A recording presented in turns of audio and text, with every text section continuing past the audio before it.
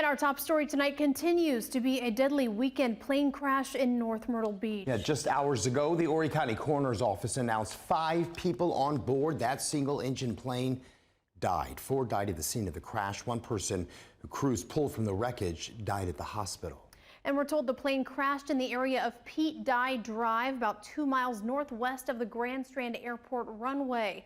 Also, data shows the plane climbed up to 300 feet into the air before crashing shortly after takeoff. We have team coverage for you tonight, bringing you the very latest on this story. Our Samuel Shelton speaks with members of the Dye Club community who witnessed that crash.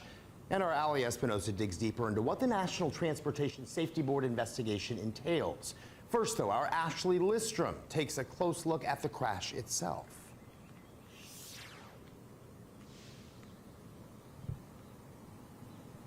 Well, Eric, I tell you that the pilot I talked to earlier has over 4 decades of experience, and he tells me that you can never be too safe when flying. Shortly after takeoff yesterday morning, data shows the Piper PA-32 plane only made it as high as 300 feet before crashing. Records show air traffic control called several times but lost communication with the plane. David Swaggart is an airline transport pilot and private pilot. This morning he flew into Grand Strand Airport from Pennsylvania. Him and his wife are spending the 4th at their home just blocks from the airplane crash site. Swaggart has witnessed multiple accidents in his career, and while each one is tragic, he says you have to follow all of the pre-checks. The last thing he does before takeoff? Another final check is just before you release the brakes is that you have the power, you're making power correctly. And because, you know, once you're 200 feet in the air, it's too late.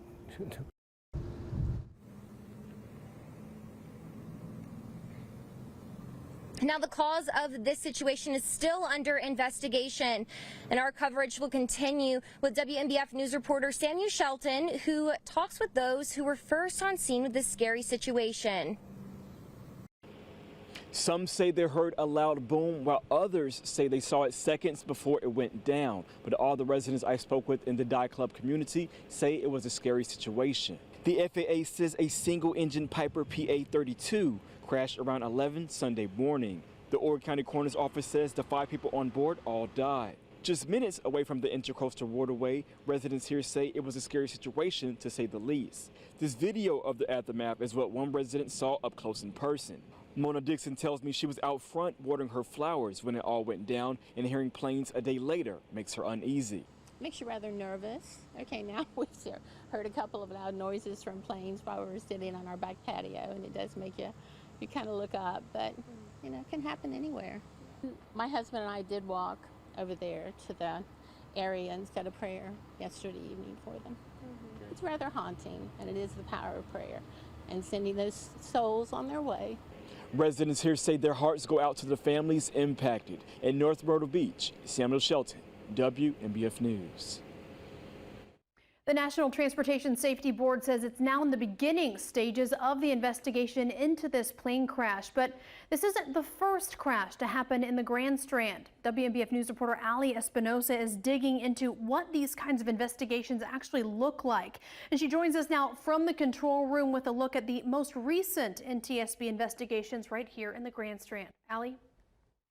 Rachel, this is actually the 4th plane crash since 2021 that's happened here in the Grand Strand. Now, the video you're seeing right here on your screen at the top left is in a May 2021 plane crash that happened in Saucasee. Now, the video to your top right of the screen is in May 2022, a May 22 plane crash that happened in North Myrtle Beach. Then that bottom center video is a plane crash that happened just last September in Conway. At least one person died in all 3 of those plane crashes.